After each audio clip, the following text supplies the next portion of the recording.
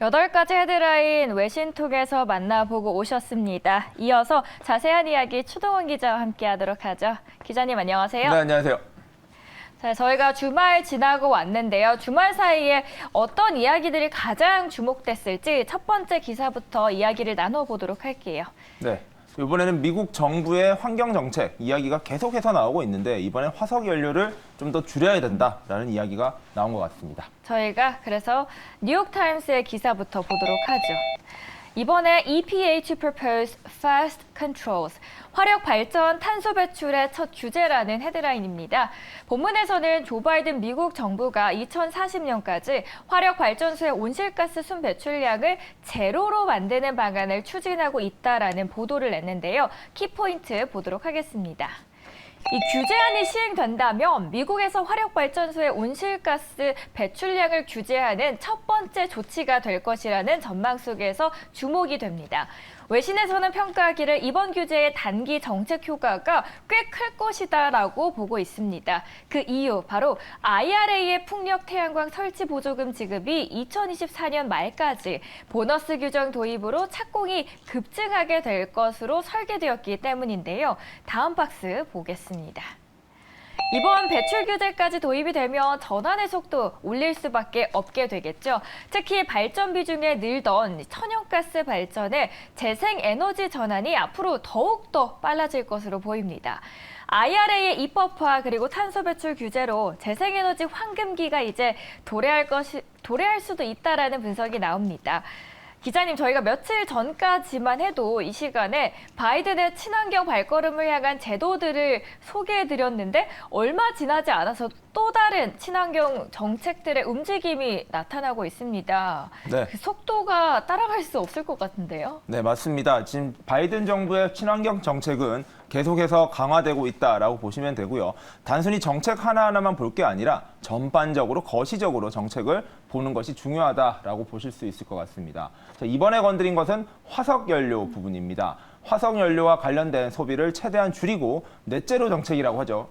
전 세계가 지금 추진하고 있는 넷제로 정책에 미국이 주도성을 가지고 가고 있는 부분 다시 한번 강조되고 있다라고 보시면 될 것 같습니다. 자, 미국 행정부가 2040년까지 화력발전소 온실가스 배출을 제로로 하겠다. 즉 이러한 정책을 발표하겠다라는 뉴스 보도가 나왔습니다. 화력발전소 같은 경우에는 탄소 포집 기술을 이용해서 CO2를 배출하지 않거나 화석연료가 아닌 다른 연료들을 쓰도록 유도를 하겠다라는 것인데요. 현재 화석발전소의 온실가스 배출량은 전체 가스의 25%를 차지한다고 합니다. 자, 화력 발전은 지금까지 역사적으로도 굉장히 오랫동안 사용해 왔던 에너지인데다가 이런 부분이 만들어내는 이제 환경 오염이 크다 보니까 점차 줄여 나가야 된다라는 데에서는 모든 국가, 모든 정부가 공감대는 형성하고 있는데요. 문제는 가장 효율성이 높은 가장 기초적인 에너지 발전원이다 보니까 이 부분을 어느 정도로 줄이고 어느 정도 속도로 감축해 나가느냐가 각 국가별로 다른 정책이다라고 보시면 될 것 같고요. 대표적인 국가 미국에서 이렇게 넷제로 정책을 주도해 나간다 하면 이제 전 세계 역시 이러한 스탠다드 기준을 따라갈 수밖에 없는 상황이다 보니 미국의 정책이 무엇보다 중요한 시기가 다가오고 있습니다. 자, 이번 신규 정책은 결국에 석탄이나 천연가스 사용을 아예 중단을 하는 정책은 아닙니다. 다만 이런 것들을 통해서 유도를 하는 것인데요. 유도를 하는 것이지만 실질적으로는 따르지 않을 경우 보조금이 지급되지 않거나 정부 지원이 줄어들기 때문에 사실상은 강행 규정으로 봐야 된다라는 해석이 나오고 있습니다. 현재 미국 전기 생산량의 60%가 화석연료에서 나오고 있습니다. 즉 미국 역시 화석연료에 대한 의존도가 상당히 높다라고 보시면 될 것 같은데요. 이렇게 사용하고 있는 3,400곳의 화력발전소 중에서 탄소 포집 기술을 쓰는 곳은 불과 20곳에 부족합니다. 20곳밖에 안 되다 보니까 상당수 기관에서는 이러한 탄소 포집 기술을 적용을 하든지 아예 다른 에너지원을 이용해야 되는 압박적인 상황에 놓여 있는 것으로 보실 수 있을 것 같습니다. 자, 조 바이든 행정부는 이러한 온실가스 배출을 감축하는 정책에 중점을 두고 있습니다. 이번 친환경 정책이 대표적인 바이든 정부의 정책이고요. 여기서 성과를 내야 다음 대선에서도 정책적으로 경쟁력을 가질 수 있다 보니까 약간 좀 무리해서라도 넷제로 정책에 목숨을 거는 것은 아니냐라는 반론도 조금씩 나오고 있습니다. 자, 바이든 대통령은 2030년 온실가스 배출량을 2005년의 2분의 1 수준까지 줄이겠다라는 게 현재 목표로 삼은 목표치라고 보시면 될 것 같고요. 이를 위해서는 상당히 많은 노력이 필요한 만큼 이 정책을 이끌어가기 위해서는 재선을 해야지만 결국에 완성을 할 수 있다라는 것도 이런 정책적인 추진 배경이라고도 보실 수 있을 것 같습니다. 자, 미국의 환경보호국 같은 경우에는요, 지난해 기준 5.8%밖에 차지하고 있지 않던 전기차 비중을 2032년까지 67%, 더욱더 장기적으로는 100% 전기차 시대를 열겠다라고 정책을 가지고 가고 있습니다. 이러한 친환경 정책이 이전엔 전기차에서 이번엔 화석연료 감축으로 이어지고 있는데요. 과연 또 어떤 분야에서 이러한 감축이 이루어질지는 계속 지켜봐야 될 것 같고요. 또 이번 주에 윤석열 대통령이 방미를 합니다. 그래서 바이든 대통령과 이런 관련 정책, 환경 정책도 이야기를 할 것 같은데 대한민국 같은 경우에는 오히려 지금 원전을 다시 늘리고 있는 상황이고요. 친환경 정책에 있어서 새로운 전환점을 맞이하고 있습니다. 과연 바이든 대통령과 윤석열 대통령이 친환경 정책에 있어서는 어떤 이야기를 하고 어떤 메시지를 내놓을지도 이번 한미 정상회담에서 관전 포인트가 될 것 같습니다. 대선이 다가오고 있는 만큼 바이든의 셈법이 친환경 정책 제도들 안에 녹아들고 있습니다. 그리고 말씀해 주셨듯이 한미 정상회담을 앞두고 어떤 환경 관련된 정책들이 나올지는 꾸준하게 체크를 해보시면 좋을 것 같습니다. 국내 기사 관련해서는 CS 윈드, 하나솔루션 등 신재생 에너지 관련주들이 언급이 되고 있는 만큼 뉴스 속에서 관련주들의 힌트도 꼭 참고해 주시길 바라겠습니다. 저희 이어서 다음 이슈도 만나봐야겠죠? 네, 이번에는 부동산 이야기입니다. 지금 증시 이야기를 계속 보고 있었는데 부동산 시장이 결국엔 실물 경제의 한 축으로서 증시 시장과 같이 연동돼 가기 때문에 과연 이 부동산 시장이 어디로 갈 것인가 좀 예의주시해서 지켜봐야 되는 부분이죠. 네, 부동산 시장 경기와도 밀접한 관련이 있는 만큼 기사를 가져왔는데요. Home prices decline in 11 years. 지난달 미국 주택 가격이 11년 만에 최대 낙폭을 했다라는 제목입니다. 최근 미국 경기가 경기 침체 징조를 보이고 있어서 소비자들이 지갑을 닫고 있기 때문이라는 이유를 들었습니다. 킥박스 보도록 하죠. 거래 부진이 가격 하락을 부채질하고 있습니다. 1년 전과 비교하면 22%가 줄었습니다. 계속 하락했던 건 아닙니다. 지난 2월 이례적으로 거래가 무려 13% 이상 늘었습니다. 그런데 주택담보대출금리가 상승하자 거래가 다시 줄고 주택 가격이 폭락하기 시작한 겁니다. 여전히 부동산 시장이 금리 인상 여파 속에서 벗어나지 못하고 있는 것 같습니다. 기자님, 미국의 상황 어떻게 볼까요? 네, 부동산도 참 양날의 검 같은 것이라고 보시면 될 것 같습니다.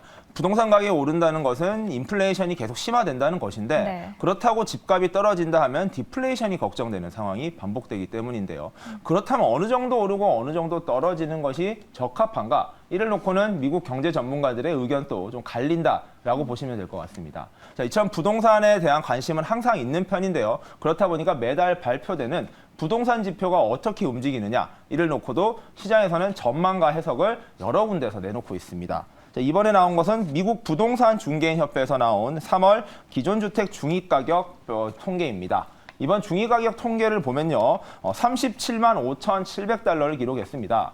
중위가격이라 함은 첫 번째부터 100번째 집이 있을 때 50번째 거래됐던 집값이 얼마인가를 표시하는 것이니까 평균 집값이랑은 조금 다른 개념입니다.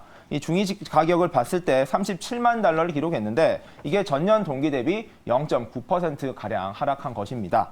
이 숫자가 2012년 1월 이후에 최대폭의 하락을 보였다라는 것이 이번에 뉴스에서 보도하고 있는 핵심 내용인데요. 사실 11년 만에 최대 하락폭이라 치기는 조금 낮긴 한데 그만큼 최근에 미국 부동산 경기가 좋았었다라는 반대 해석이 가능한 것입니다. 계속 꾸준히 올라갔던 집값이 빠지고 있기 시작했고요. 이러한 하락폭이 11년 만에 최대치다. 즉 현재의 거시경제 상황이 어찌 보면 10년 만에 가장 어려운 상황에 처해 있는 걸 수도 있다라는 해석이 나오면서 시장에 좀 불안감을 주고 있다라고 보시면 될 것 같고요. 전년 동기 집값이 2달 연속 하락한 셈입니다. 즉, 2달 전까지는 또 반등이 좀 있었는데 다시 2달 연속 집값이 하락세를 보이면서 이러한 하락세가 장기화되는 것이 아닌가라는 우려가 커졌다라고 보시면 될 것 같고요. 이러한 집값의 하락뿐만 아니라 거래량 자체도 좀 떨어지고 있습니다. 3월 기존주택 매매 건수를 보면요. 전월 동기 대비로는 2.4% 감소한 444만 건을 기록했습니다. 전년 동기 대비로는요. 무려 22%나 줄었습니다. 즉 작년 동기 대비로는 5채 중에 한 채 정도가 덜 거래가 된 상황이다. 이렇게 많이 떨어졌다는 것인데요. 지난 2월에 455만 건을 기록하면서 전년 동기 대비 굉장히 좀 많이 올라갔었습니다. 전월 대비로도 14%가량 올라갔었는데 한 달 만에 또다시 집 거래량 또 많이 줄어들면서 거래량과 가격, 이것이 바로 집값을 대표하는 지표인데 두 가지 지표 모두 부정적인 결과를 보였다라고 보시면 될 것 같습니다. 자, 여전히 부동산 시장에 대한 전망은 금리로 인한 것이라고 보시면 될 것 같습니다. 금리 인상이 이제 멈출 것이다라는 관측에 힘이 실리는 가운데 여전히 대출금리, 모기지 금리는 높은 상황이기 때문인데요. 지난 4월 둘째 주 기준으로 프레디맥에 따르면 30년 고점 평균 모기지 금리는 6.27%를 기록했습니다. 5%가 훨씬 넘고요. 6%도 넘는 상황인데 전년 동기 대비로는 1%포인트가량 떨어진 상황이긴 하지만 여전히 6%대의 금리는 거래량을 늘리거나 집값이 반등하기에는 부담스러운 숫자다라는 해석이 나오고 있습니다. 자, 금리가 이제 어떻게 되느냐, 이제 이에 따라서 부동산 가격도 바뀔 것이라는 것인데 금리가 결국에 언제 떨어지느냐가 가장 중요한 핵심 포인트가 될 것 같고요.